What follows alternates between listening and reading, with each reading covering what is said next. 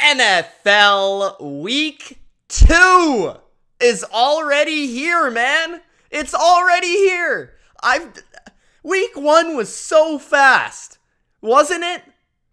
Well, we're back. What's going on, BLV? It's Mitch here with another week of NFL picks live on the Bottom Line View. You know I do it live. It's Mitch. Gronk, spike the like button. Don't forget to subscribe if you haven't already. It's weekly picks every single Wednesday on the Bottom Line View, picking every NFL game straight up and versus the spread. My best bets will be out later tonight. If you're curious, where are they, Mitch? You did so well last week. Well, hopefully I can help you win some more money in week number 2. A fascinating week 1. But the thing about week 1 is you can't overreact. And that's why it's so important, especially for someone like me who comes on here and talks to you about these games. You have to watch every game. You have to try your best to identify what sticks from week 1.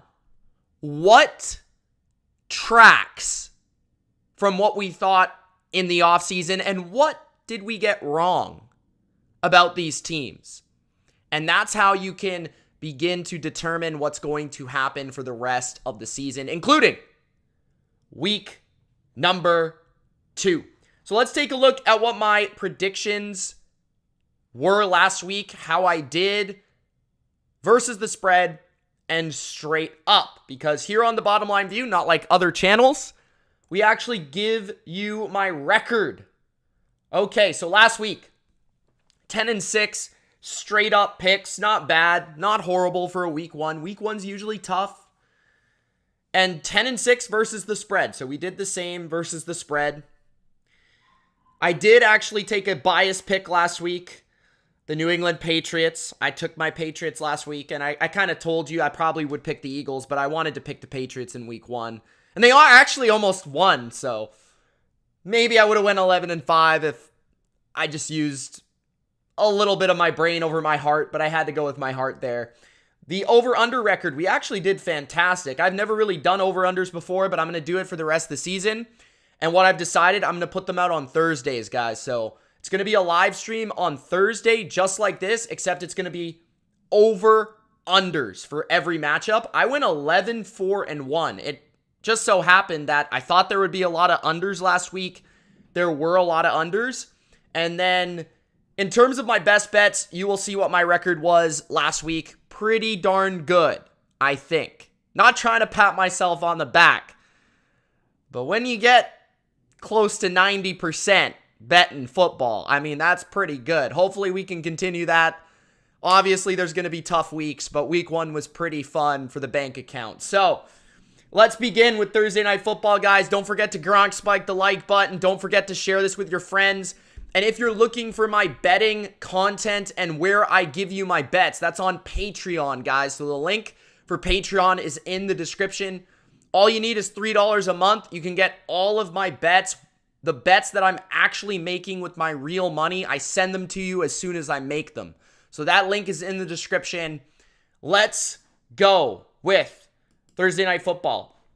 We got the Minnesota Vikings at the Philadelphia Eagles. This is a game that I gave out to my patrons, not gonna lie. Earlier today, I saw this line move from -7 earlier in the week to -6. And although the line shifted against me, I know why it shifted against me, and I know why people are betting the Vikings. 1, the Eagles didn't look great against the Patriots. And 2, they do have injuries. They have injuries to Kenneth Gainwell, James Bradbury, and also one of their safeties, I believe Reed Blankenship. All are pretty much doubtful for the game on Thursday. But I'm not too concerned about that because they're not playing Bill Belichick this week. What does that mean? That means they're going to score a lot of points in this game. I don't really have the issues that I had with Philadelphia that I had against New England. I felt like, of course, the Patriots all offseason to prepare for the Eagles From an offensive standpoint, you've got the greatest defensive mind of all time, an extremely talented defense with a really good pass rush and a good secondary. It was going to be tough for the Eagles to go to New England on Tom Brady Day and win, and they came out the winners. So I don't think they're going to have that concern. This game's at home. This game's in front of their fans. It's in the Link. The offense, I think, has a little bit of a chip on their shoulder. They just saw a really good defense and what a defense can bring against them. And now they can make some of those corrections, hopefully, you would think. The offensive line is healthy, so I don't have any concerns about that. The running backs are interchangeable. I like Kenneth Gainwell, but I'm not too concerned about whoever gets the football out of the backfield. The corner situation, James Bradberry is a little bit of a loss. I actually really like Sidney Brown, the rookie safety. He actually might end up being a starter for them down the road, so I'm not too concerned about the safety position. But the corner position, James Bradberry obviously hurts a little bit, but it's not like too big of a loss for me to sway my entire opinion. I think that point going from 7 to 6 is a huge move because the Eagles can win by 6, you get your money back. The Eagles can win by a full touchdown now and an extra point, and then you win money. So I think that's a major difference maker in terms of betting the Eagles this week. I like the Eagles here, -6. I like the Eagles to win this game. I think Jalen Hurts has a big game. I think they run the football effectively, but most importantly, I think they get their pass game going vertically down the field. A.J. Brown, Devontae Smith have clear mismatches against this Viking secondary, and as much as I respect Brian Flores, and he's also a former Patriot coach, I will say that gives the Vikings some faith in the ability to replicate the Patriots game plan, but they don't have the personnel of the Patriots, so I just don't see them being able to replicate that. On the other side of the football, the Eagles looked really good from an interior pass rush standpoint. Garrett Bradbury is injured for the Vikings at center. That's a huge loss for the Vikings. I think that Jalen Carter has another nice game here. And the Eagles are able to get a push in the pass rush, which causes Kirk Cousins to be a little antsy on primetime, as we know him to be. So I think the Eagles win this game pretty comfortably. Maybe a little bit surprisingly, but I just think this is two different tiers of teams. I don't think the Vikings are very good. So I'm going with the Eagles here. Then we've got the first game on Sunday. Tampa Bay Buccaneers are favored by 2.5. This was 3 for most of the week, and it just recently moved. I'm not sure if that's due to injury or just because a lot of people are betting the Bears. From my understanding, it's mostly due to the fact that people can't believe the Bears are underdogs to the Bucs. But let me ask you something. Which team looked better last week? Now, I'm not trying to overreact to week 1, but the Tampa Bay Buccaneers beat a playoff team from last year in their building. The Chicago Bears were at home in their game of the decade, the most important game they've had in years. They have to beat Jordan Love and the Packers. They don't have Christian Watson, the freak, and they still get slaughtered. Game was not close. I don't know, man. The Bucs should be favored here. Even though Baker Mayfield's nothing special, I think I'm going with the Bucs. Okay, there's a few different reasons. Tampa's at home, and why is that important? Tampa's at home in September. Right? It's going to be very hot. So Chicago's going to have to go to Florida in that heat and acclimate to that temperature, where I think that's going to, it's like going to Miami. It's the same thing for the Patriots to go to Miami. I know this, okay? Chicago has to go there and play in that heat. And then you've got a Bucs defense that is good. Like, it's healthy, and they've got good players across the board. They've got 2 good corners in Dean and Davis. They've got a really good front against the run. And Justin Fields just wants to run around, okay? Todd Bowles is great against these type of quarterbacks. We've seen him play running quarterbacks before. I think we've seen him play Justin Fields before, and I believe he slaughtered him. We've seen him play Jalen Hurts. We've seen him play Lamar. We've seen him be prepared for these type of players. I think the Bucs are a defense that know how to prepare for these running quarterbacks, and I think they will blitz the hell out of Justin Fields in this game and get a couple turnovers and a few sacks. On top of that, Levante David is fast. Devin White is fast. You've got Antoine Winfield Jr. running around the field making plays. The defense is legit. The offense, you got Mike Evans, you got Chris Godwin. The Bears have a really bad pass rush, so I'm not concerned about the Bucs O-line here.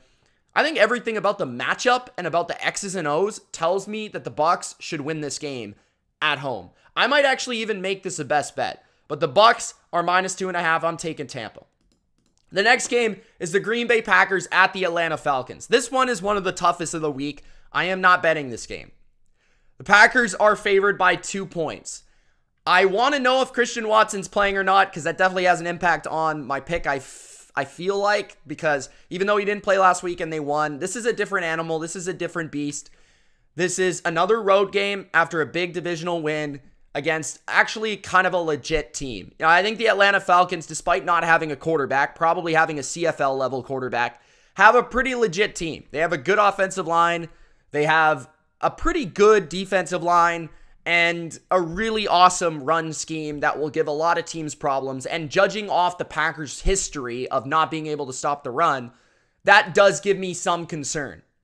But I feel like if the Packers are smart, they'll prepare for that. They'll understand and watch Desmond Ridder not throw the ball past the line of scrimmage, except for maybe 3 or 4 times in an entire game, and game plan, hopefully, to stop the run. And as best as they can. They have the personnel. It's a matter of the bodies and the understanding and the want to. So for me, the Packers, I think the defense will definitely play well against the pass. I don't think Atlanta will have much of a pass game here. I think the Packers will have a better pass game than the Falcons do. I trust Jordan Love more than I trust Desmond Ridder. I love the Packers offensive line. I think they're playing phenomenal. I do have questions about the Falcons edge rush. And like I said, Watson would definitely help here. But I just like how the Packers, I think they're the more overall talented team. This is in Atlanta, though, so it gives me pause. But ultimately, I am leaning towards the Packers to win, and I'll take them to cover. Although I don't love it, I'm not 100%. I do feel like the Packers just have more ways to beat you offensively. And I feel like defensively, they're much better against the pass. I think that Atlanta beat a really bad Panthers offense last week, which I don't really know. The Bears offense, they have some talented guys. The defense is trash, but this is a step up in defensive opponent. I think the Packers were pretty convincing last week, and I was high on the Packers entering this season, so I'm going to take Green Bay here. The next game is the New York Giants at the Arizona Cardinals. The Cardinals played better last week than I would have expected. I got to give them credit where credit is due. The defense, I think, played way better than I thought. They got, I think, 5 or 6 sacks in that game. They caused a defensive score. The Barbarian Gardeck made 2 sacks of his own. And the Cardinals were competitive. The offense is pretty bad, not going to lie. This just has to be a Giants bounce back spot. Like, this is the opponent you want to play after losing 40-0. This is, if the Giants struggle here, if the Giants lose here, you can stick a fork in them. You can build the grave. You can put them in a coffin, whatever you like, okay? They're dead, D-E-A-D, okay? They're done, D-U-N-E, as Dilly Vanilli would used to say. So, the New York Giants, -5.5. The numbers shot up earlier this week, despite the Giants literally losing by 40 points last week. I still think they should win by 6 or 7. Not going to bet this game, but for the purposes of these picks, I'm going to take the Giants to win, the Giants to cover. I think Daniel Jones and the offense looks a lot healthier here. I think they run the ball effectively. I think Daniel Jones runs the ball effectively, and I think they get their plethora of receivers involved in this game. I think their offense gets back on track here.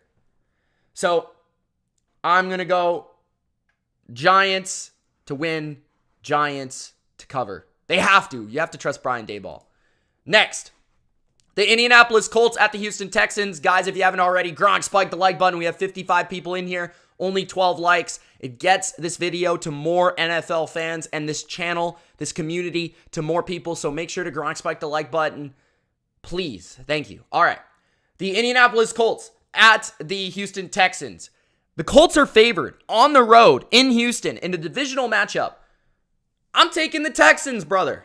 I'm taking the Texans. Why am I taking the Texans? Well, I predicted the Texans to be a better team than the Colts earlier this offseason. I like the Texans defense. I really like how they played against Baltimore. I thought Will Anderson had a nice showing in his debut. I really like how Greenard played on the edge of that defense. I think they've got a lot of good football players. They don't have a lot of great football players in Houston, but they got a lot of good football players. Good linebacker play. And DeMeco Ryans is a very smart coordinator. I think they'll be prepared for what the Colts were able to give the Jags last week in terms of a quarterback run game. It's good to play the Colts after week one. I feel like the Colts are one of those teams in week one where you could be caught off guard. Like, you would have to obviously study the Philadelphia offense and stuff like that, but there's not a lot to go off of. But at least they've seen one game where you can study that. And I feel like the Texans have young, fast athletes where they're able to track Richardson down in space. They've got underrated corners. I think that will man-to-man be good against those Colts receivers. And I think they've got a sneaky good pass rush. I think the Texans do good there. And then on the other side of the ball, I think CJ Stroud was the best rookie quarterback in week one, in my opinion. I thought he looked the most comfortable. I thought he looked the most accurate. I thought he was the most consistent. Yeah, he got sacked a lot, and I definitely would take the under probably in this game. I think there's going to be not a lot of points.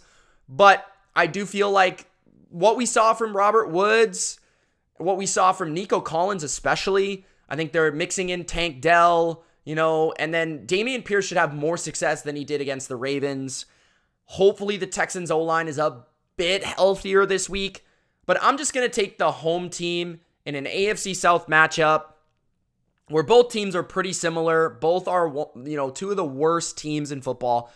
I'm going to go with the better young quarterback here. I like DeMeco a bit more than I like Steichen. I like the Texans at home. I like their defense, so I'll take the Texans here. Then we've got the Kansas City Chiefs at the Jacksonville Jags. I've got Chris Jones as the thumbnail for a reason. I expect Chris Jones to be back for this game, and I expect him to have a major impact in this game. Jacksonville's offensive line, I think, was one of the most under-the-radar performances that nobody noticed in week one in terms of it was bad. Like, I felt like Jacksonville's offensive line did not play well whatsoever. And I felt like the Chiefs' pass rush without Chris Jones against a good Lions offensive line, I thought they played a lot better than people gave them credit for. I thought that Mike Dana played really, really well in the game. And I feel like with Chris Jones back, even if it's in a limited basis, I mean, we saw Nick Bosa have a major impact in his first game. And then I also think Travis Kelce's going to play, which is why I think the line shot up to 3.5 after kind of being 3 for the first few days of the week.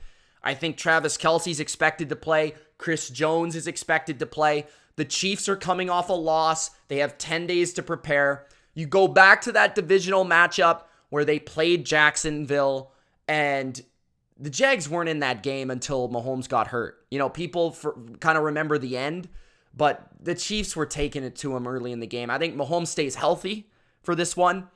I'm not overly concerned about Jacksonville's defense. I don't think it's a very good unit. I think the Chiefs get back on track here. I think the Chiefs win this game. Even though Jacksonville's a weird place to play at times, I'm going to take Kansas City because I think there's a lot of attention, a lot of focus that Andy Reid will have all week. This is a winning franchise, a winning team, a champion. They're not going to go down 0-2. I just don't see it happening. I'm taking the Chiefs to win, to cover. This could possibly be a best bet.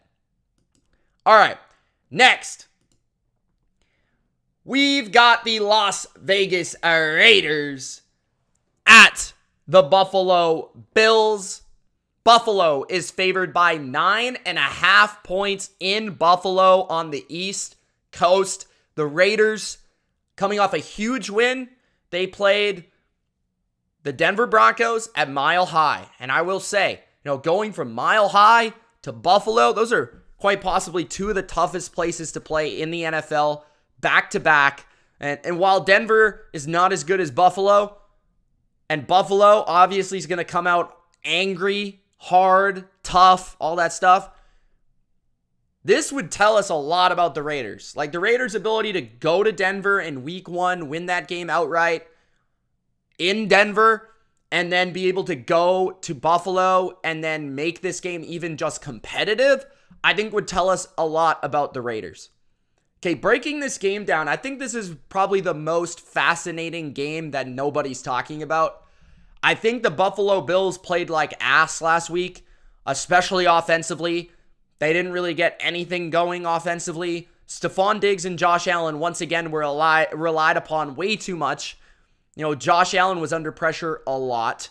The Jets defense is very good. They've got good corners. They've got a great pass rush, all that stuff. They match up exceptionally well with Buffalo. This is not the case for the Raiders, but I wouldn't be so convinced that Buffalo is going to come out and just tear apart the Raiders defense. I thought the Raiders defense played a lot better than last week. I also feel like the Bills just didn't look good. Like the scheme, the play calling, the lack of other playmakers that didn't show up, the lack of a running game. Those things are concerning. Josh Allen being turnover prone. This game could be interesting to me. The offense for the Raiders, they're going to go to Buffalo, and we know what they're going to do. Josh McDaniels has played this defense a lot, and Sean McDermott has played Josh McDaniels a lot. We know what's going to happen. Josh McDaniels going to line up in the I formation. You're going to have Jakob Johnson. You're going to get a big tackle, extra tackle in the game. You're going to get another couple tight ends in the game, a lot of 12 personnel here.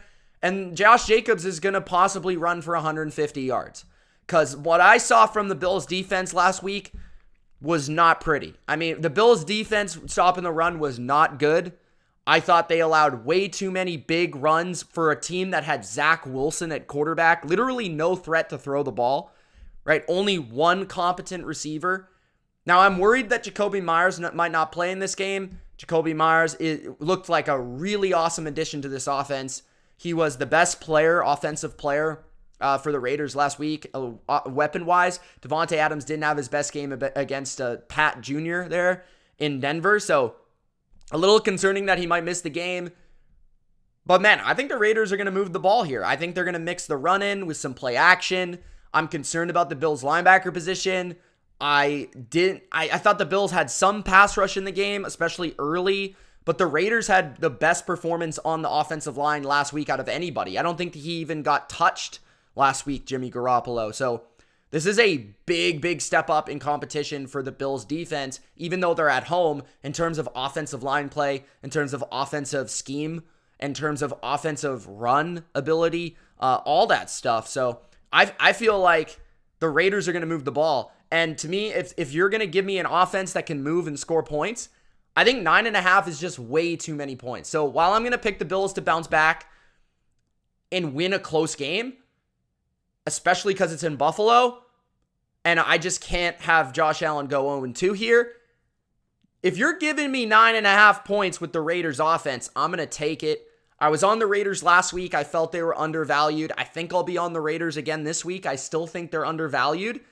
And I will say, Max Crosby, if they just put him over Spencer Brown the whole game, he's going to have a good chance to get to the quarterback a couple times at least to force a couple, stops. So I feel like this game's going to be closer than people think. I'm going to take the Bills at home to bounce back. I can't see them, kind of like Kansas City, can't see them going 0-2. But the Raiders are a better team than I think people think. All right, the Chargers at the Tennessee Titans. This is just like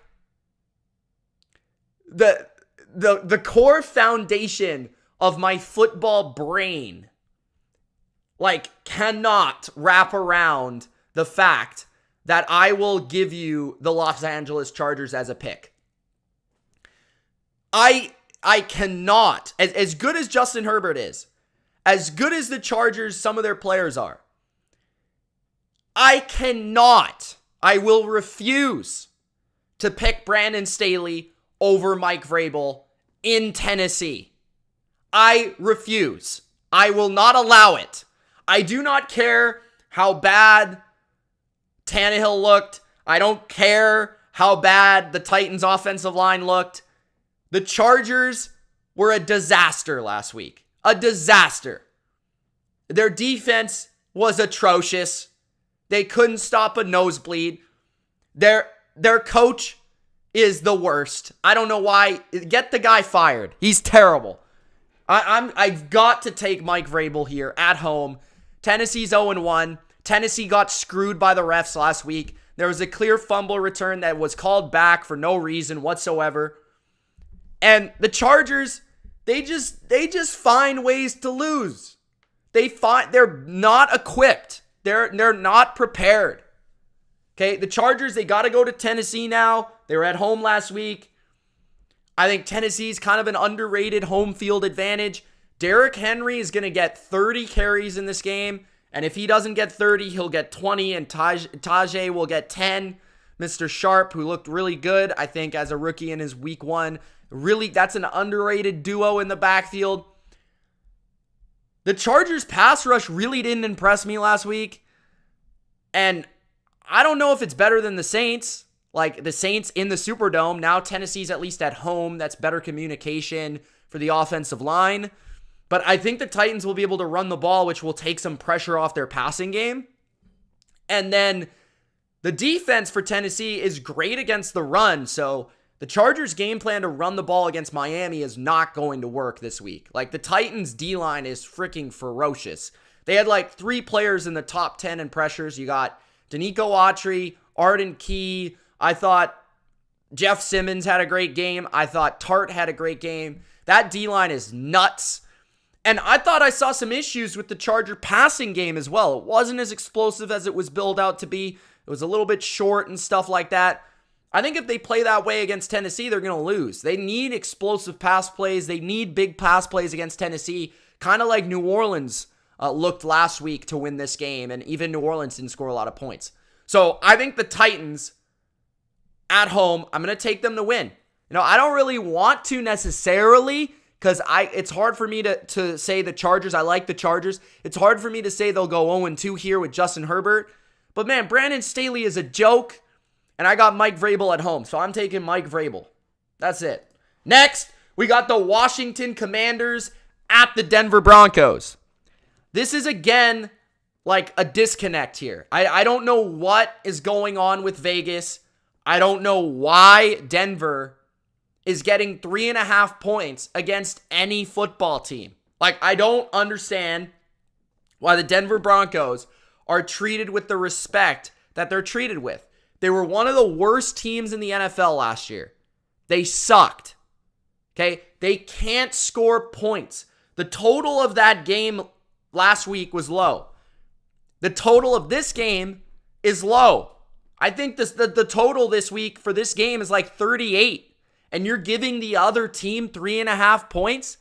That just doesn't make sense to me unless you think the Washington Commanders are just going to score 0 points. And newsflash, the Commanders' defense, first, didn't allow a touchdown last week against a professional football team. And number 2, they're a lot better than the Raiders' defense on paper. A lot better. They've got a sick defensive line.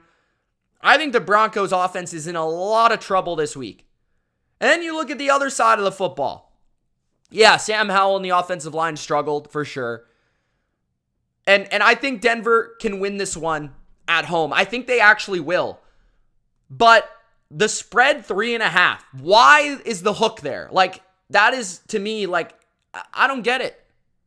I don't get it. I think I'm going to take, because I've got too much respect for Sean Payton to go 0-2 in 2 home games at Mile High, which I just discussed is a really tough place to play early in the year, especially with the lack of conditioning of your players, and then also the altitude and the heat. The mixture of that is difficult for a lot of teams. Washington's offensive line definitely gives me enough concern to pick Denver to win the game. But man, why are the Commanders getting 3.5? This is a coin flip type of game. So I'll take Denver to win. I'll take Washington to cover. Next, we got the Baltimore Ravens at the Cincinnati Bengals. Cincinnati is favored by 3.5 points. This one is also kind of an odd spread. I kind of get it. But, you know, you look at it just on the surface, right? Baltimore has played exceptionally well defensively against Cincinnati in recent meetings. I thought the scheme of Baltimore and what they did to change their scheme from that first breakout year with Cincinnati, where Cincinnati was torching Wink Martindale, Joe Burrow was torching that blitz-heavy defense. They switched to more two-high structures, and I think it did a lot for that defense to contain the Bengals' passing attack. And I think a lot of teams have learned that. So we saw them play in the playoffs, right? We had no Lamar Jackson. We had the backup play. And I don't know if you guys remember, but the Ravens were like a return touchdown away from on the 1 yard line from winning the game without Lamar Jackson and all these new weapons they have. Now, that being said, there's a lot of variables here. Cincinnati lost in week 1 to Cleveland in a game that we predicted. We said that would happen. Now, not as embarrassingly. Last year, Cincinnati didn't just start 0-1. People forget they started 0-2. So that's another variable, because that just proves they're slow starters. They're notorious for slow starts. Number 3, the Ravens are really injured. Like, they have a couple offensive line injuries that are concerning. J.K. Dobbins has an Achilles injury, out for the year. Mark Andrews should play, which will give them a big boost. The defense also missing Marcus Williams, who's a great player, and Marlon Humphrey hasn't practiced the last 2 weeks. So a lot of big-time contributors missing for the Ravens. This is a tough one to pick. I think the Marlon Humphrey, Marcus Williams injuries are huge for me. On top of that, I've got to see what happens with the offensive line to really get a great feel. This is not going to be a bet for me. I'm just going to stay away because there's too many variables. The Ravens, though, have played the Bengals really well. And I think it's just one of those games where rust from the Bengals accompanying like a familiarity feeling is going to allow the Bengals to win but not to cover. I think the Ravens have too many injuries to win the game outright, but I think the Bengals are still going to be rusty. So I think they're just going to like win the game at the end. That's kind of what I imagine. I imagine a McPherson field goal to win the game. So I'm going to take the hook here. I could see the Ravens winning, especially with Mark Andrews back. I thought Zay Flowers looked freaking phenomenal in his first game. Who would have thunk it? Not the BLV, of course. But I'm going to go Bengals to win and to bounce back. I'm going to go Ravens to cover here. Next game, Seattle Seahawks at the Detroit Lions.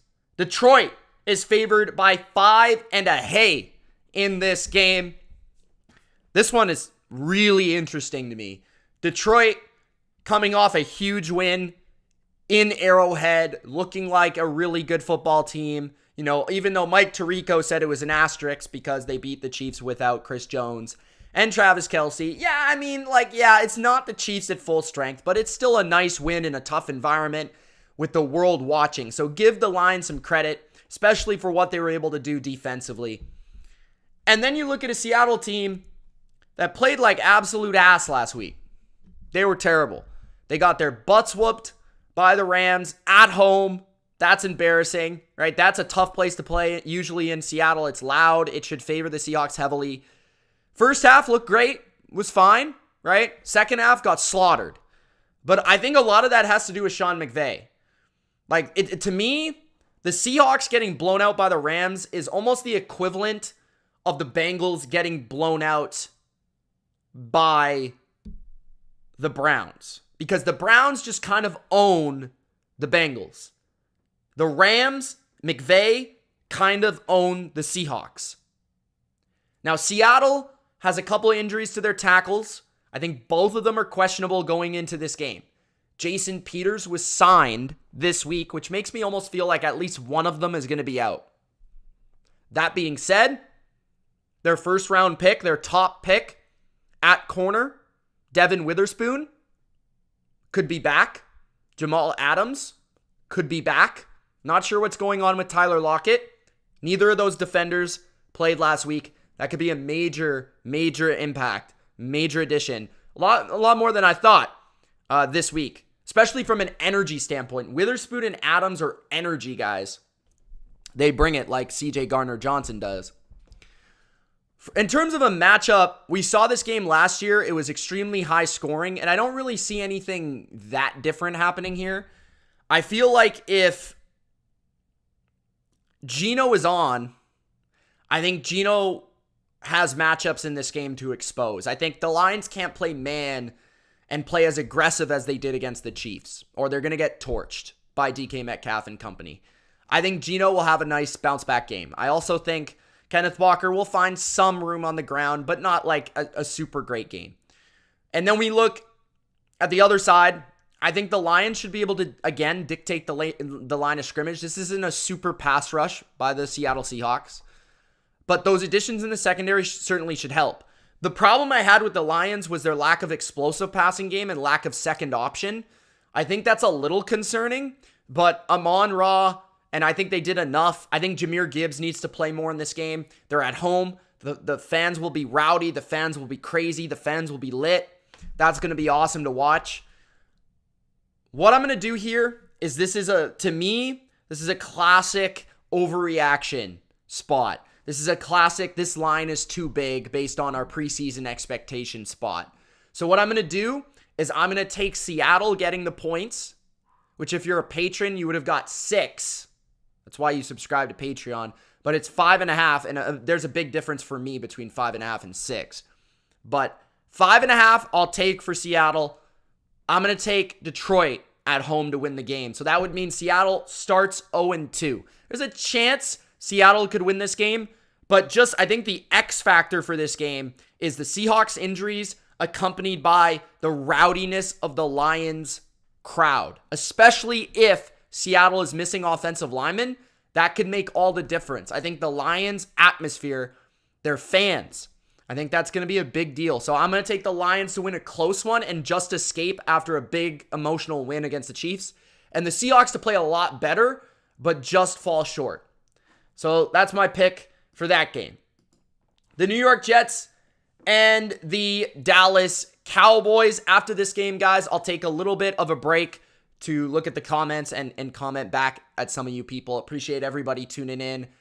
Appreciate everybody that's been supporting the last couple of weeks. Really, really love the support. Really appreciate it. You know, thank you so much. Gronk spike the like button. Subscribe if you haven't already. I just want to continue to build this community.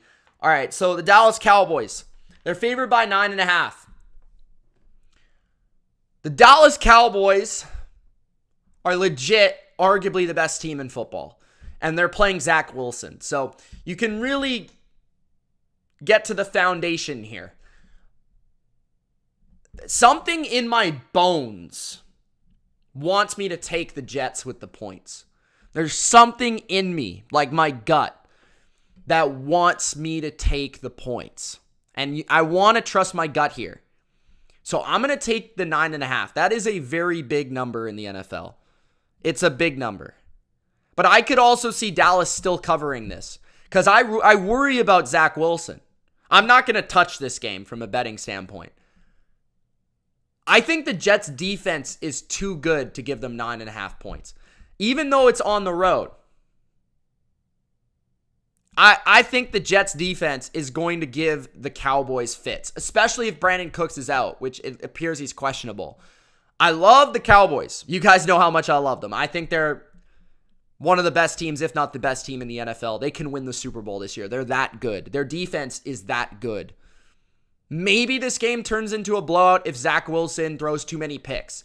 But we saw last year, like, he took care of the ball. He didn't try to go above and beyond. He didn't try to do too much in a lot of these games. And last week, he didn't force it, right? He wasn't trying to do too much. The Jets' O-line is really bad, and that is concerning. But I think the Jets' defense keeps them in this game. I think Zach Wilson surprises some people with some throws. And I think they make it within 10. But I think the Cowboys win because they're just too good. I just think their defense is too good. Like, their defense is insane. Micah Parsons, Stephon Gilmore, Trayvon Diggs. These boys are just crazy. But and Tony Pollard will eventually get you. I think the Cowboys win. I'm going to go with my gut that says Jets cover. I don't feel great about that, though.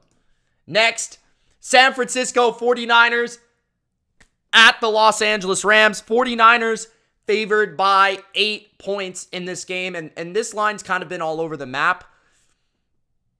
I'm just going to be simple with this analysis, guy. I understand how great the Rams played last week. They dominated the Seahawks. But, guys, it's in the rule book. You want me to get the rule book out for you? Let me see. Can I find the rule book?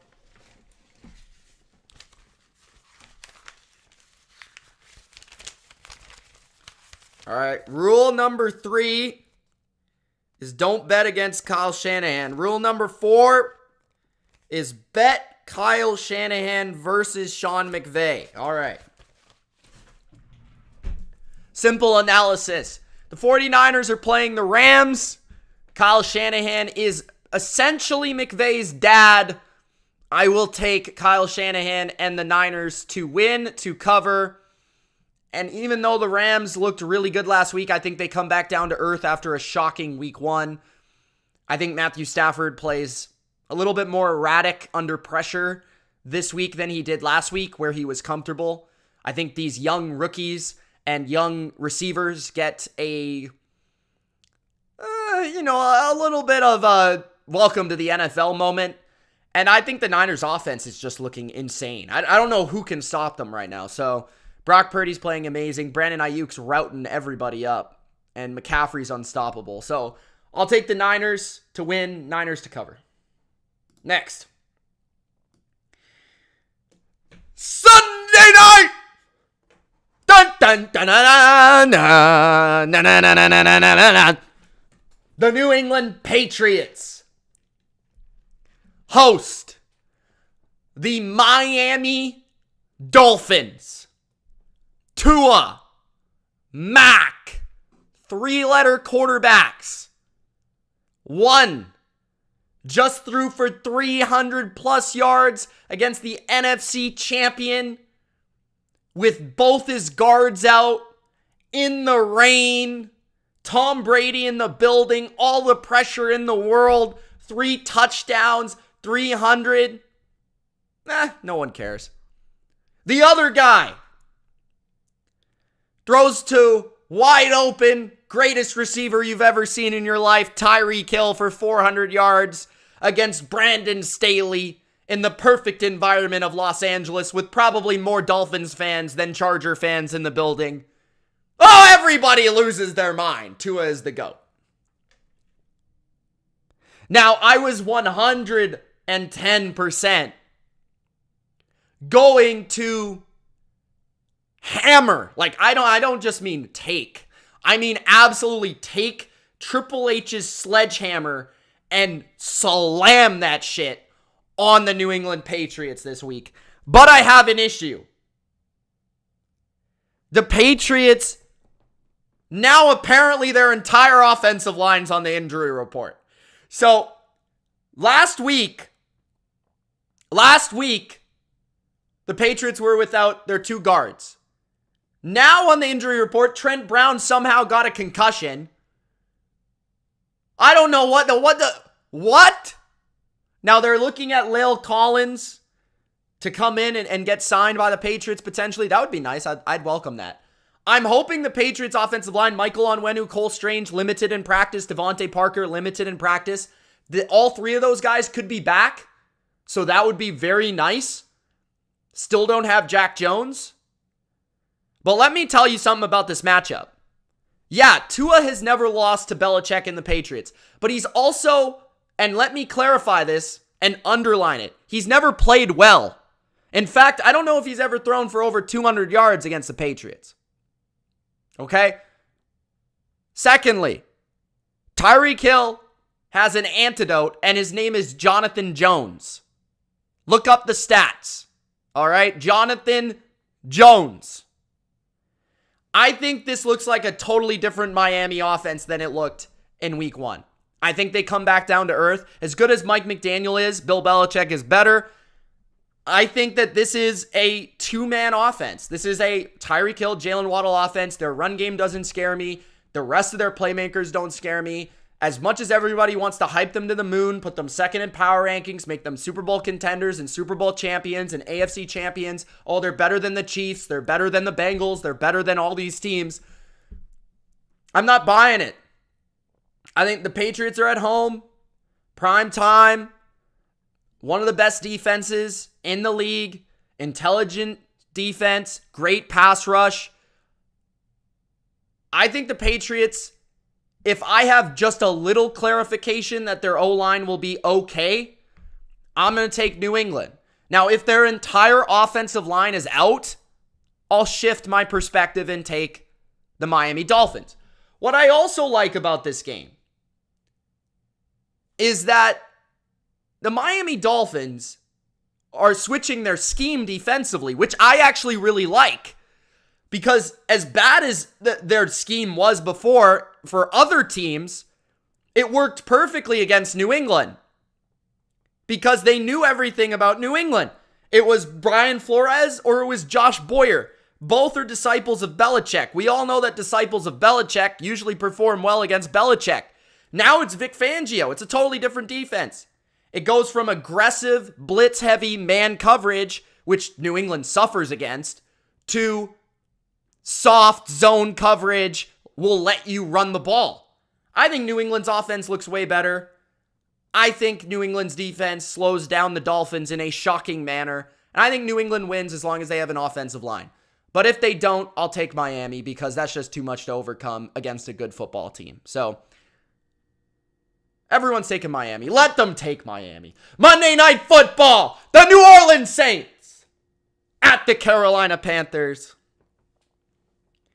Carolina is underdogs at 3 points. And as much as I want to take Carolina, they're at home. They're a Monday night dog. Can I take Carolina? I mean, did we watch their offense last week? You want me to take the Carolina Panthers? Even though they're at home, with that offense, maybe DJ Chark makes all the difference in the world. Maybe he does. But you're going to give me Bryce Young, a rookie, against one of the best defensive coaches in football. No, I'm taking Dennis Allen. I'll take the Saints to win. I'll take the Saints to cover. I think the Panthers defense is pretty good. I think they'll hold their own, but I don't think they're like out of this world great. So I'm not too concerned about the Saints offense here. They just faced a better defense, in my opinion, in Tennessee. And no, they're not at home, but I feel like I really liked what Shaheed did last week. Olave looked great. Thomas looked decent. I think the run game will be better this week than it was against the Titans because the Titans, nobody can run on them, not even like the 2006 Chargers. So I'm going to go with the Saints. As much as my guy here, the numbers, says Carr sucks, Bryce is worse at this point. He's a rookie. He's raw. I don't know. He didn't look great last week. I'm going to go with the Saints.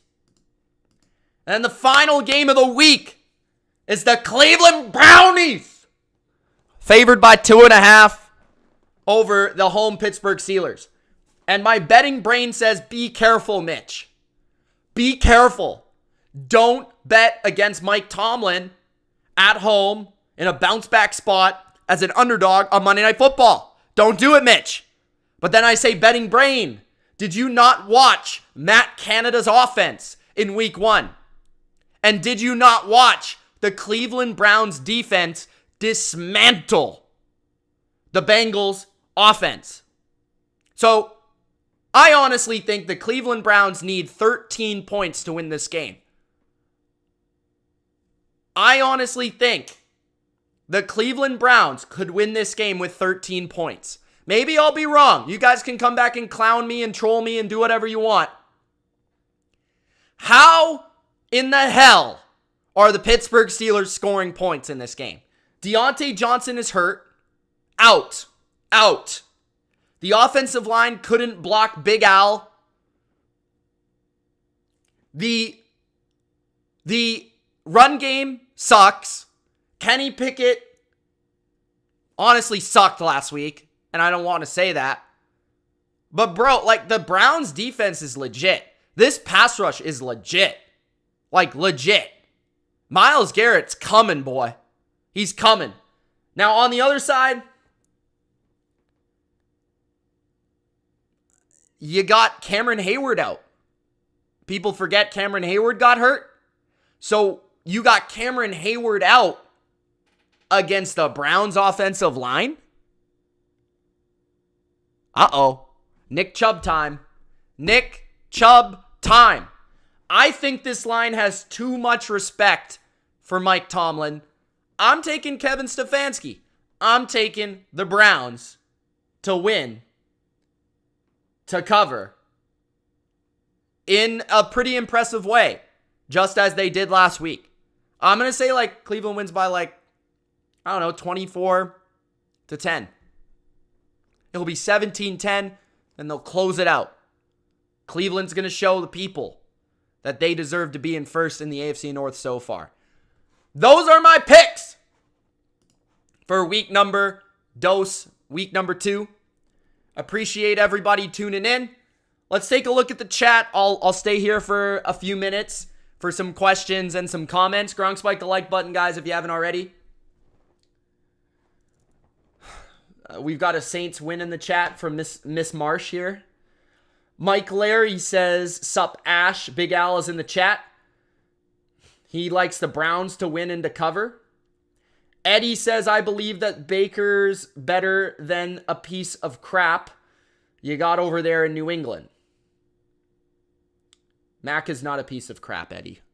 That's not very nice. The number says Steelers to win. It's a divisional game. Big Al says the Steelers have won 20 straight Monday night games at home, but it won't matter here. Wow, really? I didn't know that stat. Liam says, what up, Mitch? What up, Liam? John says, do you still see the Pats making the playoffs? Yes. As long as they can get to health. Like, that's the most important thing right now. I'm not even worried about the team. They played great in week 1. They just got to get healthy. They weren't even healthy in that game. What's going on, people? Miss Marsh here is a Patriots hater. We've got Camden in the chat. Think Carr looked better than what people give him credit for. I'm scrolling up, by the way. I'm trying to check your guys' comments, see if I see anything. Fins Up is not very happy with my picks. I'll be back next Monday for your boo-hoo, crying, take the loss. Peace out. All right, appreciate you tuning in, though, brother. We need more Fins fans in here. Marcus is in the chat. What's going on? We've got Sing in the chat. What else do we have? A lot of scores. Appreciate that. Laura is in the chat saying, hey, Mitch, watching from London, Ontario, Canada. Awesome. I went to university in Toronto, so shout out to Laura. Lafayette was in the chat. Hatter's House was in the chat. Ashton was in the chat. Jeremy was in the chat. The Numbers was in the chat. Volcano says, Mitch, my man. What's going on, Volcano? Tobias says, do you do parlays? I didn't last week. I do sometimes.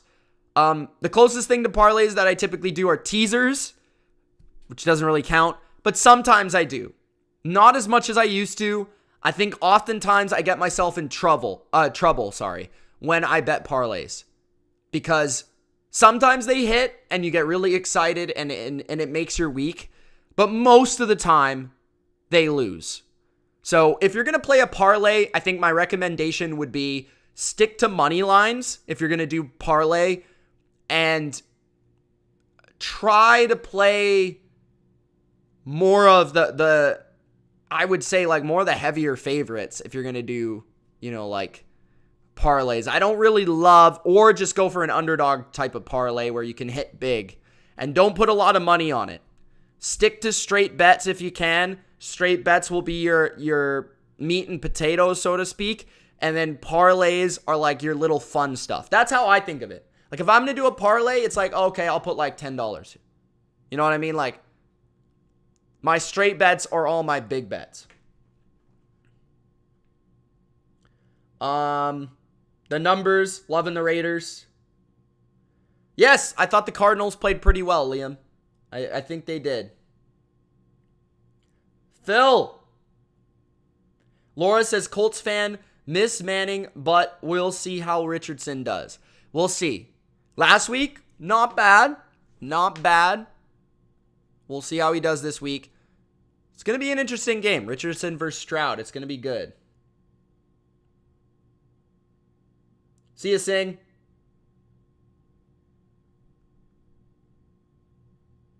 Upset vids. What do you mean by that? What do you mean by upset vids? Winris! My man is in the chat. Says not exactly related to this week's game, but will you make a Tom Brady tribute video? I've thought many times of making Tom Brady tribute videos. I don't know, man. That's probably more of an off-season thing. I've made, I think, more than enough Tom Brady videos, but I think I'll make many, many, many more as the years go by. Eventually, I want to get into a series. I've thought of this many times, where I want to do a series where I almost cover like one season, like at a time. Like I'll do like the 2007 Tom Brady season, the 2016 Tom Brady season, the 2014 Tom Brady season, and I can make it like a video essay type deal. That's something I've had in my mind for a while. No one, please don't take that idea. That's my idea. Don't steal it. Liam says, Mitch, will you go back to score prediction shorts? I remember you doing that last year. I could do that. Do you want me to? I could do that. I honestly forgot about it last week. The thing is, you have to do it on Thursday or else you miss one of the games. So I always forget. Maybe I could just skip the Thursday and post it on Friday, but I don't know. We'll see. Jordan, what's going on, brother? So, guys, what's going on with the BLV? Don't forget, Patreon. That's where you get my bets, all my exclusive content, BLV versus Consensus with myself and Ultra, also on there, where we break down every game and we talk and we kind of like just have a casual conversation about the NFL. We also recap Thursday Night Football on there. Become a member. We see a couple people in the chat are members. They have cool emojis, and they also have access to members only comment sections whenever that will take place, which it probably will throughout the season. And what else? What else is going on? Yeah, you can follow me on Twitter, X, if you want. I have been tweeting, so check that out. Link in the description if you're on X, Twitter. I still call it Twitter. The number says I got Titans, Bears, Jags, Panthers, Patriots money line. Good luck, sir. May the force be with you. All right, guys. That's it for me. Appreciate everybody tuning in. Gronk, spike the like button. Subscribe. It's Mitch. Thank you so much for tuning in, and we'll be back. Best bets later tonight. Peace.